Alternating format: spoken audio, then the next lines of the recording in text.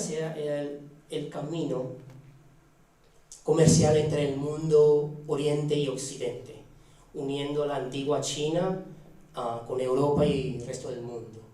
Y había ruta continental, que es por tierra, y después también ruta marítima. ¿Okay? Y como la seda era la mercancía más valiosa del tiempo, por eso tomó el nombre. Ahora, les cuento, si hay tiempo, les cuento cómo se hace la seda, porque yo lo vi con mis propios ojos cuando tenía 21 años de edad, viajando a China continental. Es un proceso complicado.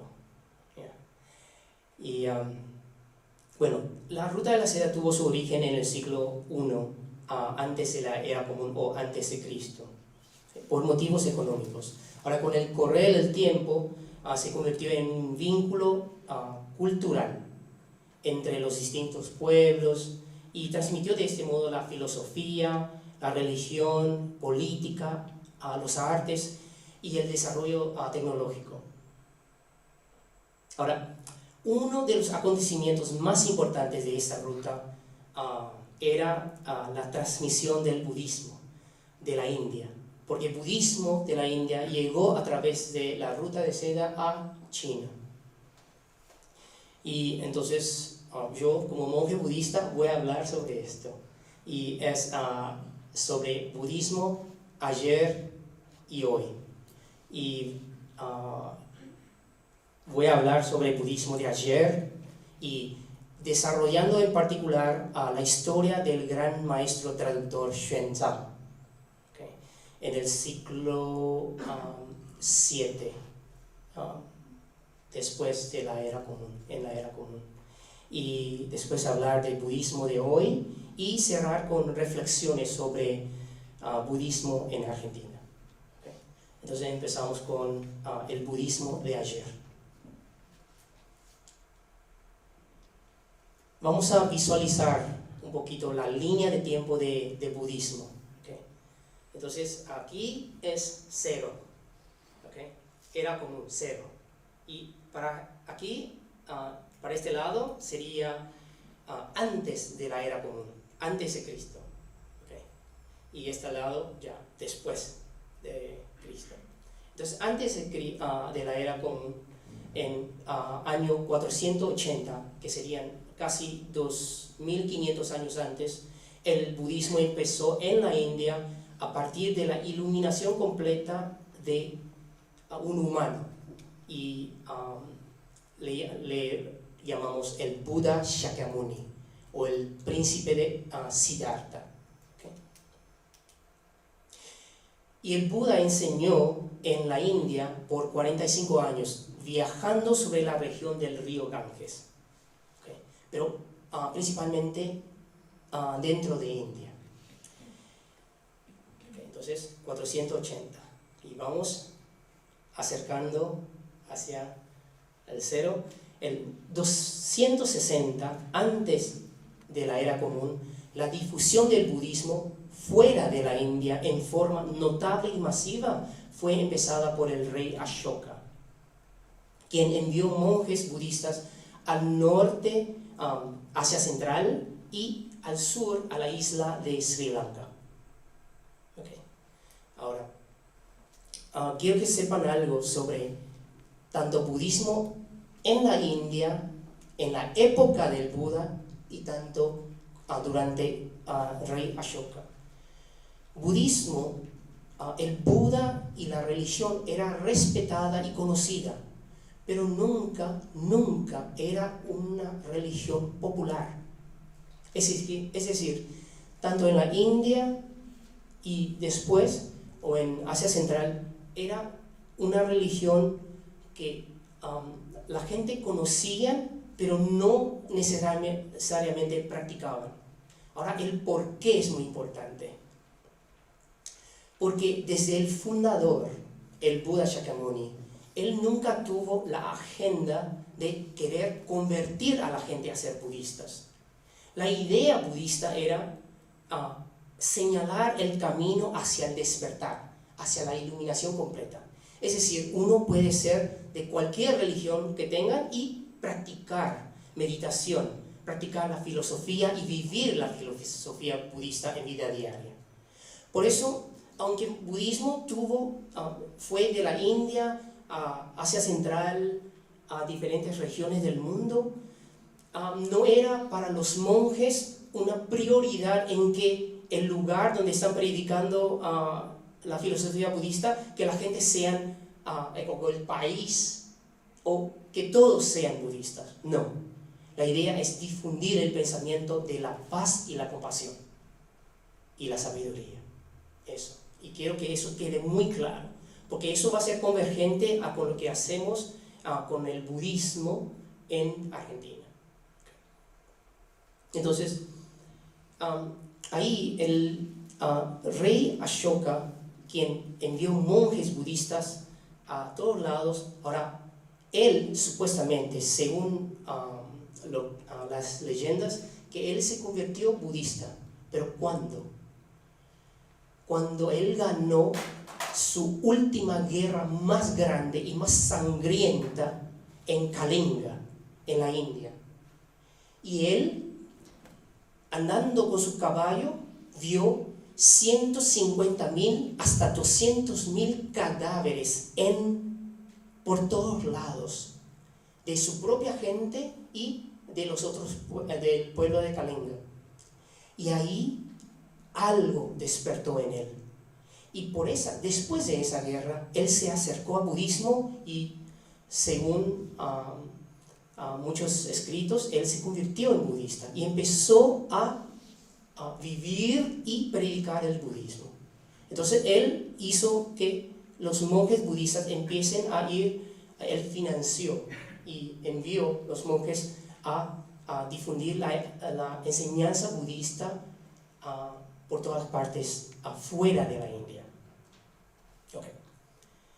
Entonces teníamos 480, 260, todo eso es antes de la era común. Ahora vamos a 139, en China. ¿Qué pasó? El emperador de China, y hubieron muchos imperios, y el emperador de China en esa época envió el primer embajador. Su nombre es Zhang Qian, okay, en 139.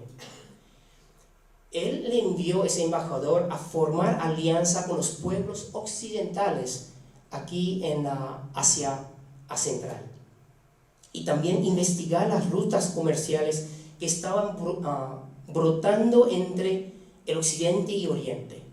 Este trabajo le tomó a este embajador 10 años a completar, porque él fue capturado, él fue amenazado, casi matado, y todo ese tiempo haciendo el mapa de la ruta de la seda. Entonces, después de 10 años, volvió y le dio el mapa al emperador. Ahora estamos en año 0 de la era común. ¿Okay? El budismo de la India y Asia Central empezó a entrar a China desde año 9, ¿okay? Según los escritos históricos de la China. En forma de textos, y después la llegada de los monjes budistas. Innumerables maestros budistas de la Asia Central e India vinieron a China y trajeron textos budistas y predicaron las enseñanzas del Buda. Pero los monjes chinos que en esa época fueron a la India eran pocos. ¿Por qué pocos? Porque se necesitaba un visa en esa época. Para viajar fuera de China necesitaban el permiso no de un ministro, no, tiene que tener permiso del emperador firmado y sellado para poder salir de China. Entonces, por eso habían pocos.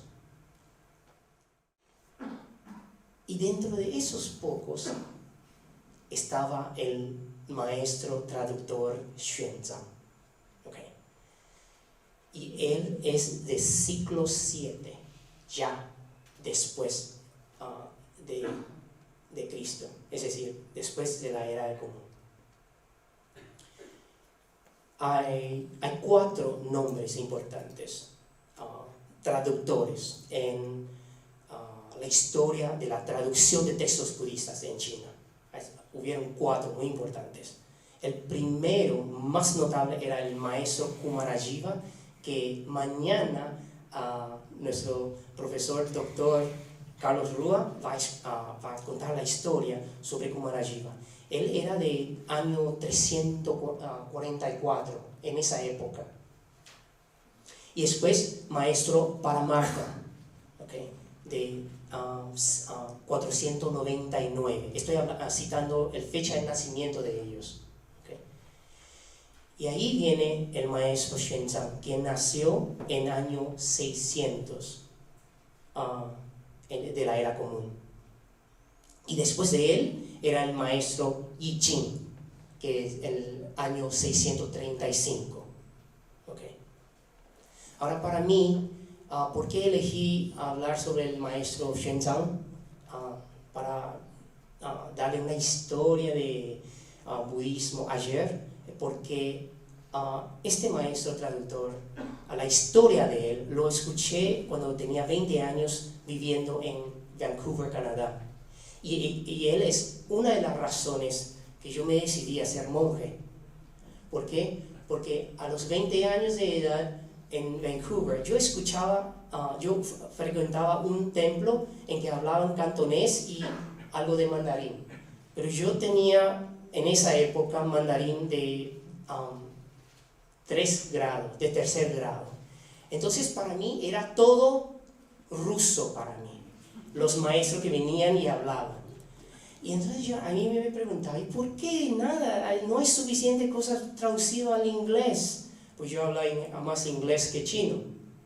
Y bueno, entonces la historia de este maestro es lo que me hizo entender que cuando el humano se dedica a algo para el bien común, ¿cómo puede tener esa perseverancia, esa determinación para hacer lo imposible? Y van a saber lo imposible de su viaje, ¿ya? Cuando empiezo a contarlo. Bueno, entonces vamos a ir al maestro traductor Xuanzang. La vida de él puede ser dividido en 3 etapas. ¿Okay? La primera etapa es nacimiento hasta que se hizo monje. Él nació en año 600 y a los 13 años de edad él decidió ser monje. Ahora, en esa época, en la antigua China, uno no entra a un templo y dice, quiero serme monje, y se hace monje. No, había que tomar una prueba, un examen en todo el país, en el capital, Chang'an, y para ser aprobado. Usualmente la edad de la gente que iban a esos exámenes, esas pruebas, tenían como 18 o 19 años. Él tenía solo 13 años, pero era un genio. Él ya podía citar todos los poemas clásicos y todo. Entonces, a los 13 años, él fue admitido a ser monje en la antigua China. Y 13 años no se puede tener la ordenación completa. Entonces, estudió, practicó hasta los 19 años, ahí recibió la ordenación completa como un bhikshu. ¿Okay? Y de 19 a 29 años de edad, él con su hermano, quien era monje también, iban por todo el lado de China escuchando a diferentes maestros dar conferencias, y muchos son maestros que vinieron de Asia Central y también de la India, hablando en chino. Ahora, una de las cosas que pasó en su vida era cuando él tenía 26 años.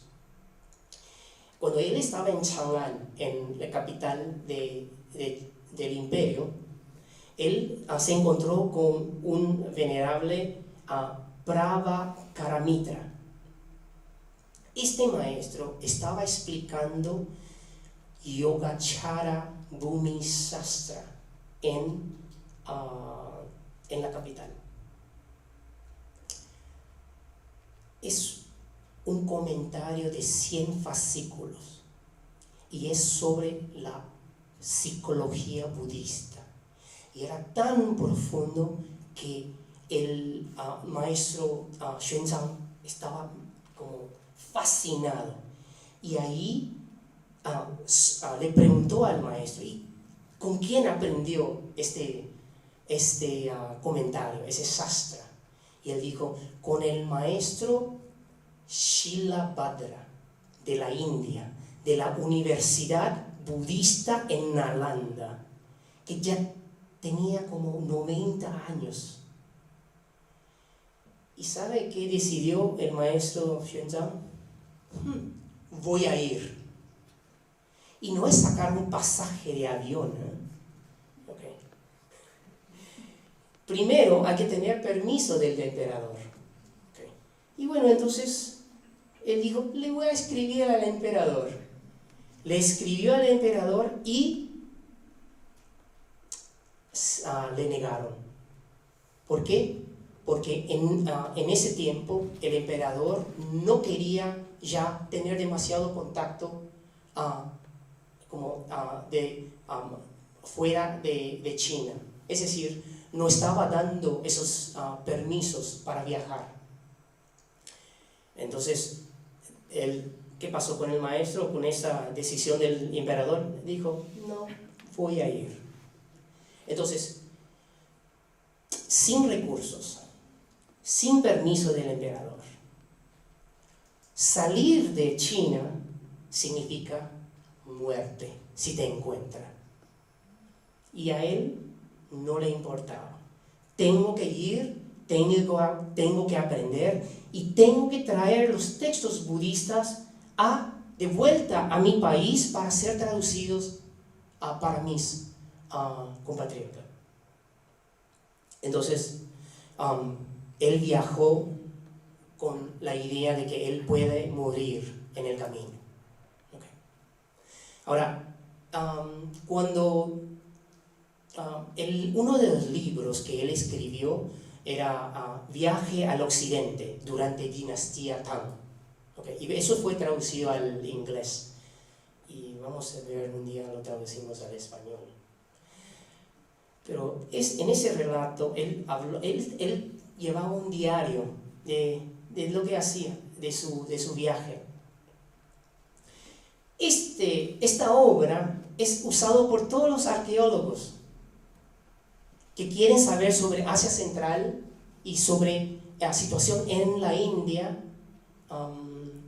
porque los pueblos en la India no tenían costumbre de llevar escritos, usualmente en India usualmente dicen en aquel día, en aquella época, pero el chino hace diferente. El monje chino dice en tal día, de tal en la estrella, las constelaciones estaban así y en qué, como tenía todo así que uno puede volver y confirmar qué fecha era. Okay. Entonces era una obra tremenda.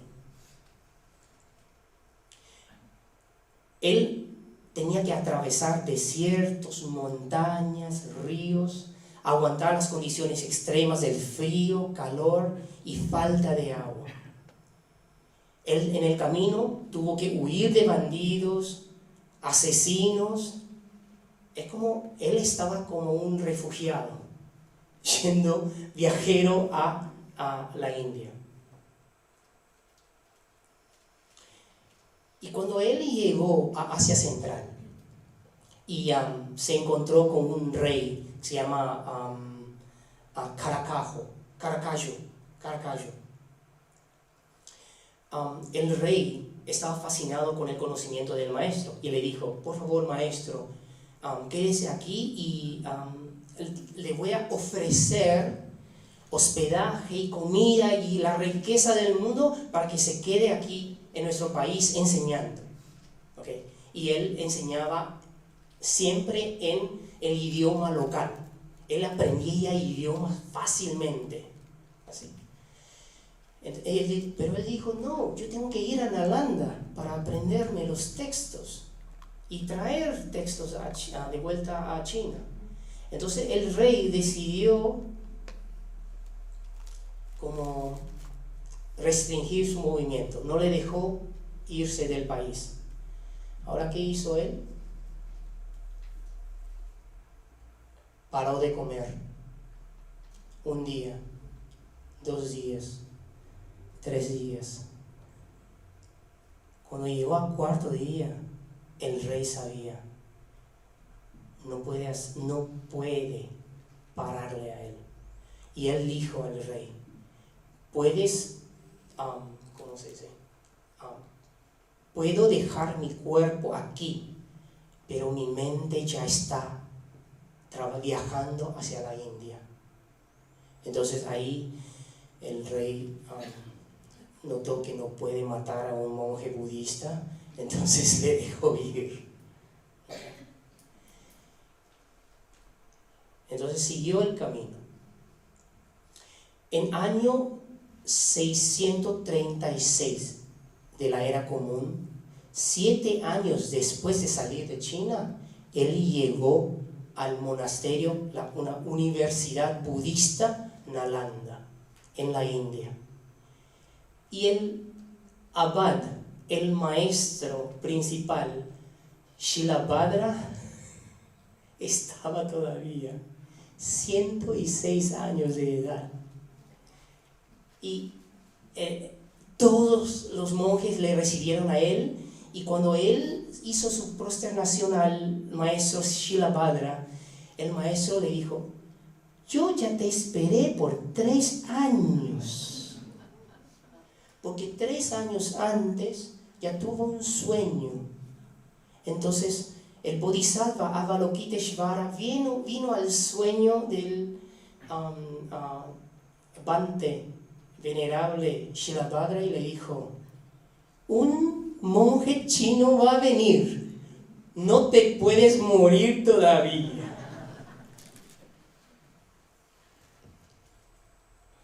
Y bueno, entonces bajo tutela del maestro Shilabhadra, el maestro traductor Xuanzang aprendió Yogacara, Bhumi Sastra y muchos comentarios.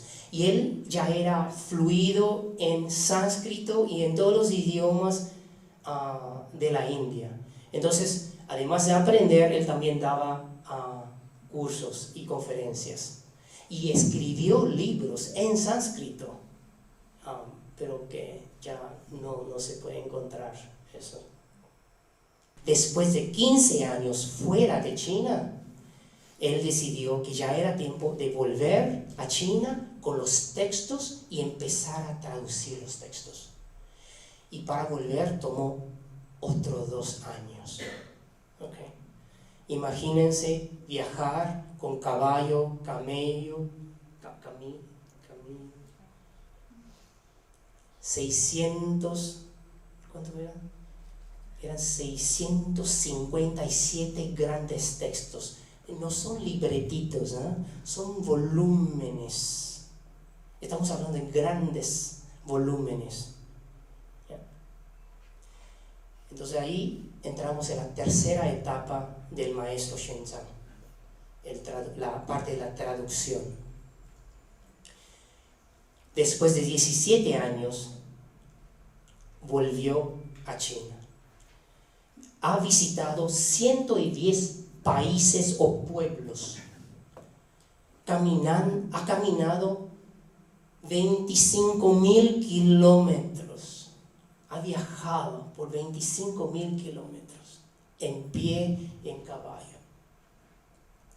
Y a los 44 años de edad volvió a Chang'an, el capital. Ahora, y trajo 657 grandes textos budistas en sánscrito. Cuando él salió de China, él fue solito, en la noche, cuando nadie podía verlo. Así salió. Cuando volvió, en el capital, todos, en los relatos dicen que 30, 50 mil personas por toda la calle, allí le tiraban flores cuando él entró a la ciudad. Y cuando él entró a la ciudad, cuando yo estaba leyendo ese cuento, pensaba, bueno, entonces ya puede traducir. No. Volvió y el emperador lo recibió. Y el emperador dijo, con tu conocimiento de la humanidad, psicología, idiomas y todo, es un desperdicio ser un monje. El emperador le dijo, por favor, vuelva a la vida laica y sea un ministro. Así le dijo. Y bueno, ya saben, él puede no comer, también puede no respirar. Entonces, por el Dharma, él insistió y bueno, la historia es, el emperador entendió que no puede hacer otra cosa, tiene que apoyarlo en su esfuerzo de traducir los textos. Y allí el emperador le cedió un lugar para hacer traducción.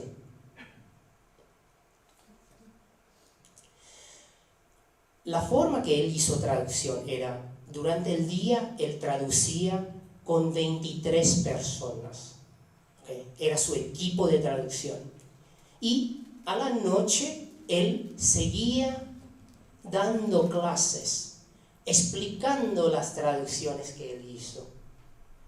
Y así lo hizo diariamente, sin vacaciones, por 19 años, hasta el fin de su vida. Entonces, este maestro traductor, Xuanzang, tradujo casi un cuarto de los textos budistas extantes hoy en el Tripitaka chino. Un cuarto. Y por supuesto cumplió su deseo, su voto de traducir el gran texto Yogacara Bhumi Shastra de 100 fascículos al chino. Tampoco está en inglés o a ningún idioma occidental. Veremos. En el año 663, a los 64 años de edad, el maestro Xuanzang falleció. Ahora, en reflexión, 63 años, ¿una vida corta o larga? ¿Una vida fructífera o desperdiciada? ¿Una vida dedicada al servicio espiritual a la humanidad o al ego propio? Ya sabemos la respuesta. 63 años bien vivido. Y la historia de este maestro Xuanzang, para mí y para la humanidad, es que nosotros como humanos tenemos que tener un propósito mayor que solo comer, dormir y vivir y ser llevado por la vida. Hay que tener algo, tenemos que encontrar una razón. ¿Por qué estamos aquí? ¿Será que podemos ofrecernos en servicio a los otros, hacer ese mundo mejor? Algo. Eso sería un propósito de que esta existencia humana puede tener, ¿no? Y eso es para cada uno de nosotros pensar. La importancia de la llegada de más textos budistas durante ese tiempo y a su vez enseñanzas y pensamientos budistas era que dio paso a la creación de la más próspera y pacífica dinastía en el Imperio Chino, la dinastía Tang. Budismo trajo el mensaje de la paz y compasión al país. Desde los emperadores o el emperador, emperatriz, y a los ministros y a la gente, el mensaje de la paz y la compasión. Durante esa dinastía, con un cimiento en el budismo, las religiones, diferentes filosofías, artes, escrituras, poemas, música, danza, tejido, astrología, agricultura, todo brotaron y florecieron sin límites. Pero de ninguna manera en esa época y esa prosperidad dio paso a grandes conquistas o a expansión del imperio chino o sometimiento de los estados más débiles o conversión a la fuerza de la gente al budismo. No. Porque el mensaje de la paz y la compasión es compartir, es el bien común, no es de conquistar, no es el ego nacional.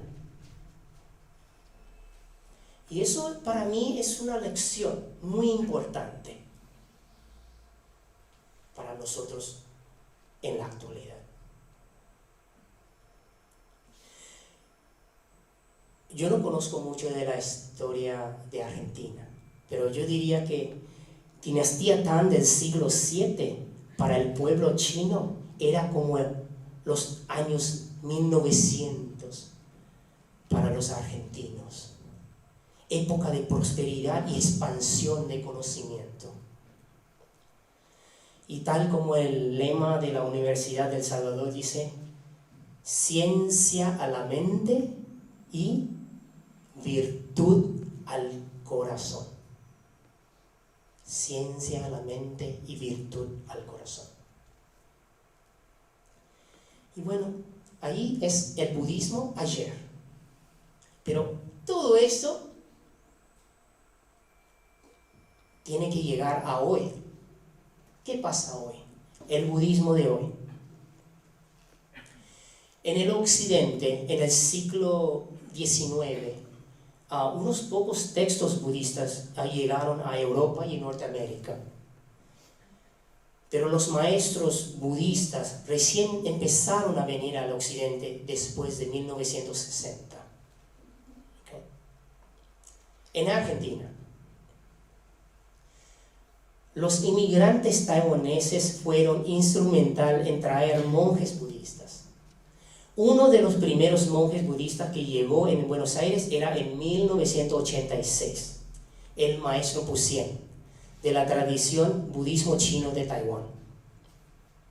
Y el maestro me contó de su experiencia cuando vino en 1986.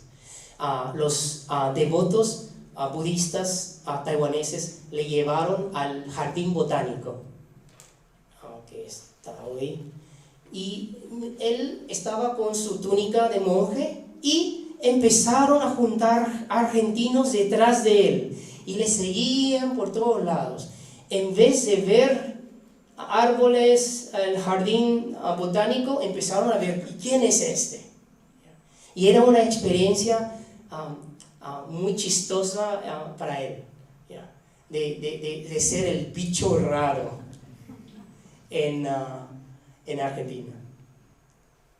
Y desde entonces, 1986, han venido maestros del budismo de Japón, Corea, Tibet, Tailandia, Birmania, y van a seguir viniendo al país.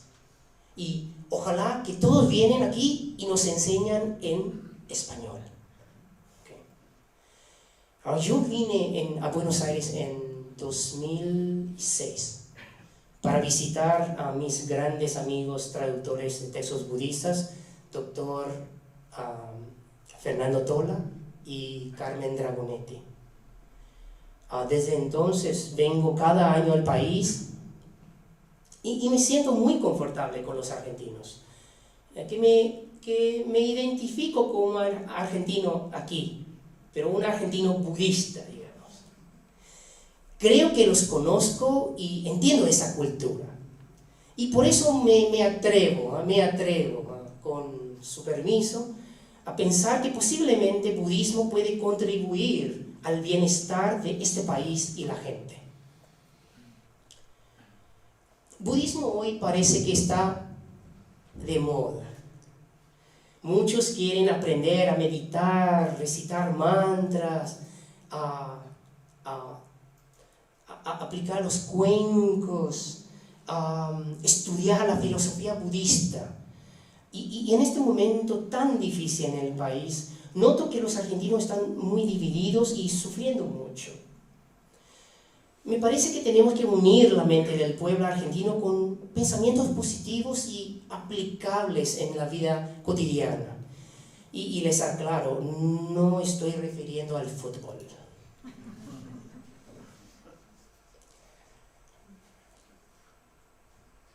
Me refiero a pensamientos budistas que pueden ayudarnos. Y propongo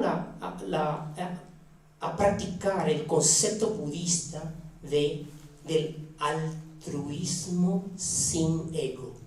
Altruismo sin ego. Según el Buda Shakyamuni, altruismo tiene 4 aspectos, llamados los 4 inmensurables. Son llamados inmensurables porque pueden ser desarrollados sin límites. Los 4 son, y el fundamento, la base del altruismo empieza con el amor benevolente. Después la compasión, el regocijo y la ecuanimidad. Estos 4 son el contexto del altruismo sin ego. Ahora, inmensurable. ¿Por qué? Porque ¿será que uno puede ser demasiado compasivo? ¿Será que uno puede ser demasiado benevolente con su amor? ¿Será que uno puede regocijarse demasiado de los buenos logros de los otros? No tiene límite esas cualidades de altruismo. Pero, ¿por qué sin ego? Justamente, cuando uno practica amor benevolente con ego, tendrá límite. Cuando uno practica compasión con ego, tendrá límite. Le doy un ejemplo. Le entregas por caridad, le entregas algo a alguien en la calle y le entregas y la persona te dice, oh, muchas gracias. ¡Wow! Gratificación instantánea. Oh, me siento tan bien. Pero ¿qué pasa? Si le entregas un pan y te mira y no es integral, ¡oh! Pero ¿qué ves?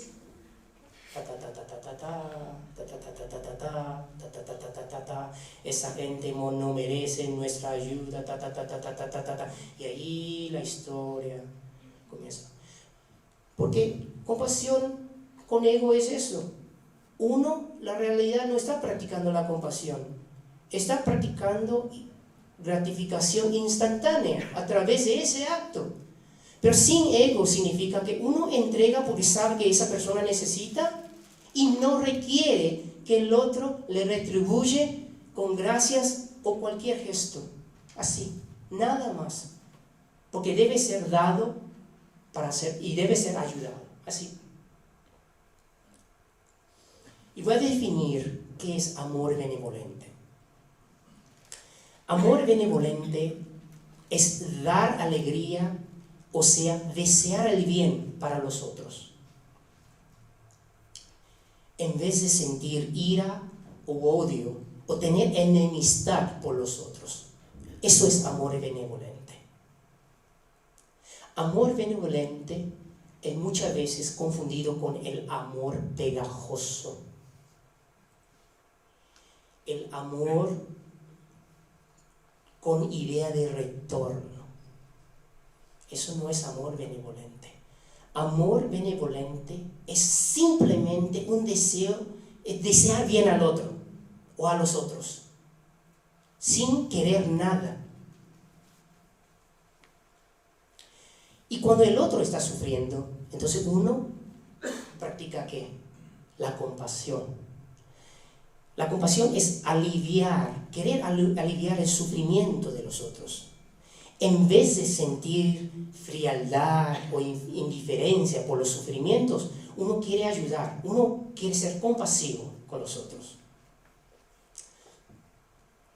Y la compasión es muchas veces confundido con, o puede llevar a uno en un estado de depresión, si es practicado con el ego. Les explico. Si uno ayuda sin pensar en que esa ayuda definitivamente puede resolver el problema del otro, entonces esa compasión no tiene límite. Es decir, si vas a dar pan a alguien hoy, entonces vas a dar, tal vez lo puedes dar mañana y le puedes dar el día siguiente, pero puedes darle pan todos los días hasta su muerte. ¿No sabes? Uno no sabe. Entonces uno entiende sus limitaciones. Entonces uno hace lo que puede en el momento, cuando puede hacerlo. Y lo hace sin ego. Regocijo es sentir alegría verdadera por el buen logro de los otros, en vez de sentir celos o envidia. Y eso, el regocijo, en mi opinión, en mi humilde opinión, es algo que aquí en Argentina tenemos que practicar mucho. Regocijarse de los otros, en vez de siempre estar en la competición a ganar, o que estar en esa competición de adquirir cosas. Regocijarse de los buenos logros. El otro está bien, nos hace feliz. Y así, si empezamos a practicar ese regocijo entre nosotros, eso va a ir expandiendo hasta que llegue a una que llamamos una conciencia colectiva, esa masa crítica de la conciencia colectiva. Siempre digo que no hay duda que los argentinos somos muy inteligentes, pero somos más caciques que, no voy a decir indios, pero que es difícil en la cultura trabajar juntos, ¿no? Lo van a ver en un partido de fútbol. Se deposita todo así en una persona. Y no voy a decir su nombre, ¿okay? Pero su nombre empieza con la letra M, ¿okay? Y todo es él. Él hace o no hace, ahí ya se acabó el partido. Pero no es así, no debe ser así. Si pensamos así sobre un equipo de fútbol, imaginen cómo nosotros funcionamos en vida diaria, cómo trabajamos juntos o cómo no trabajamos juntos. Ahora, ecuanimidad es lo que destaca en el budismo, del altruismo. Porque cuando uno practica amor benevolente, tratando de desear bien al otro, tratando que el otro se pone alegre y no logra. Cuando uno trata de aliviar el sufrimiento del otro y no logra. Y cuando uno no ve ningún progreso en el otro para regocijarse. Entonces, ¿qué es lo que se queda? Usualmente la gran depresión. Oh, todo está mal, todo sufrimiento, el mundo va a la gran 7. No va a terminar en nada. Todo lo que hago de amor benevolente, compasión, regocijo, no tiene ningún efecto en nadie, en nada. Ahí es cuando uno chequea mentalmente y practica la ecuanimidad. La ecuanimidad. La ecuanimidad es lo que mantiene el equilibrio en la estructura del altruismo, en el sistema de la práctica del altruismo. Es lo que nos mantiene ese equilibrio, ese razonamiento, para poder seguir siendo amor benevolente, compasivo y regocijando por los logros de los otros.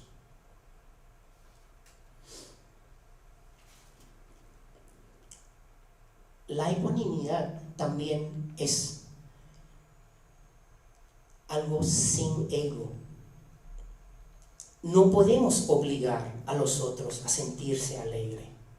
Tampoco podemos obligar a los otros a salir de su sufrimiento. Y ustedes saben, con todas las canciones de tango en la Argentina, la cultura argentina tiene algo de sufrir. Sufrir es vivir. Yo noto eso en la cultura. ¿Y por qué para vivir hay que sufrir? ¿Por qué no puedes sufrir menos y vivir alegremente? Esto es por lo menos la propuesta budista. Bueno, la práctica del altruismo sin ego, definitivamente, ¿cómo puede empezar? ¿Okay? En nuestra vida diaria. Hay ciertas cualidades. En el Sutra Karanya Metta Sutta, que habla del amor benevolente, dice, cita 14 cualidades mentales para practicar. Y solo voy a citar 3 que podemos ya poner en práctica. Primero es tratar de ser honestos en vida diaria, ser honestos con nosotros mismos y con los otros. Segundo, ser humilde. Y tercero, ser menos egoísta en la vida cotidiana, pensar más en los demás y pensar menos en uno mismo. Esos 3, honestidad, humildad y menos egoísmo. ¿Podemos todos poner eso en marcha? Digamos.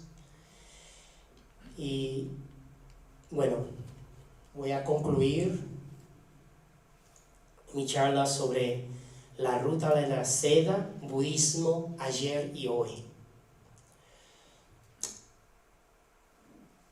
Ojalá que la nueva ruta de la seda, como el doctor Nante refirió, estaba hablando, esa ruta de la seda de nuestra época no sea simplemente una ruta de comercio, una ruta con intención de conquista comercial, de expansión de influencia global económico, de competencia en GDP, que es PIB, Producto Interno Bruto. ¿Quién produce más? La humanidad ya pasó casi 200 años y más desde la revolución industrial, tratando de crecer producto bruto interno. Es una locura. Esta forma de crecer no está aliviando sufrimiento humano, no está expandiendo y distribuyendo alegría a más humanos y menos a los seres relacionados con los humanos. Hay que repensar. Y de este modo, yo les sugiero a los argentinos, tenemos que salir del pensamiento de antiguo europeo, de antiguo oriental, de lo antiguo, y vamos a hacer un camino diferente en esta época. Es un camino hacia la paz, hacia la compasión y hacia la sabiduría. Entonces mi propuesta es que ojalá que ruta de la seda sea la ruta de la paz, con la intención de lograr el bien común. Que la ruta hacia la compasión, que sea una ruta hacia la compasión y sabiduría de la humanidad. ¿Okay? Pero en relación con ¿qué? Con el medio ambiente. Aquí en Argentina podemos hacer mucho, mucho más sobre cómo tratamos al medio ambiente, cómo reciclamos o cómo no reciclamos. Y cómo tratamos a los seres no humanos, a los animales. Yo sé que tratan muy bien a los mascotas. Los mascotas en Buenos Aires son príncipes y princesas, más privilegiados que en Norteamérica. Pero estoy hablando de todos los seres, animales. Las fábricas de animales hoy es demasiado crueldad. Tenemos que hacer algo con eso. Tenemos que cambiar nuestro modo de producir. La seda proviene, y ya no es un secreto, lo pueden encontrar en internet, pero la seda fue descubierto por la esposa de un emperador en año 3000 antes de la era común. O a veces dicen, encontraron un pedazo de seda en un cofre de 5000 años en antigua China. Y eso viene son, ¿cómo se dice?, fibras producidas por gusano de seda. El gusano de seda solo come hojas de morera. Y hojas de morera son tóxicos, porque usualmente hoja de morera para la mayoría de los insectos no le deja convertir en azúcar del sistema, pero solo el gusano de la seda puede convertir eso en azúcar, y entonces hace fibras. Ahora hace fibras ¿para qué? Porque el gusano se convierte eventualmente en mariposa, y en ese proceso hay crisálida, y crisálida es como hacen el capullo de la seda. Ahora, cuando cuando era 21 años de edad tenía camisas de seda y todo, porque soy descendiente chino de Taiwán, entonces yo tengo esas vestimentas. Y cuando visité la fábrica en Hangzhou, en China, yo vi así filas y filas y capullos así, y con agua caliente hirviendo. Entonces yo pensé, menos mal, no se mata nada en ese proceso. No. Capullo de seda si es que la crisálida ya rompe el capullo y sale, ya no puede formar hilo de 1500 metros, es decir, se corta. Entonces, mientras que las crisálidas están vivos, se le hierve, se le cocina para ablandar la seda, las fibras, y ahí tomar un punto de la seda y de la fibra y empezar a estirarlo.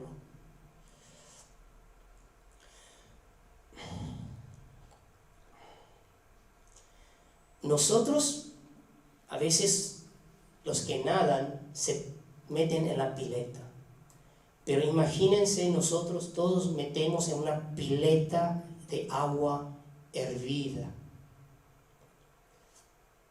Eso es demasiado. Entonces, como un monje budista, en nuestro precepto no podemos tener ningún producto de la seda. Y leí algo sobre el Mahatma Gandhi. Él habló sobre este tema durante su tiempo. Y Gandhi propuso que no se utiliza seda porque es demasiado cruel. Porque está en contra de la idea hinduista de ahimsa, de no violencia. Okay. Bueno, voy a cerrar con unas frases que pensé muy bien y me vino así, como una chispa. Ojalá que en Argentina, aunque estamos en un tiempo muy difícil, no volvamos al pensamiento negativo del pasado de sálvese quien pueda. En vez, vamos a practicar, salvamos lo más que podamos, ayudamos más a los prójimos para salir adelante. Más allá de la política, de la económica, no, como humanos, como seres en este país y en este planeta. Vamos a pensar como ciudadanos mundiales y vamos a ayudar uno a otro para salir adelante. ¿Está bien? Bueno, muchas gracias.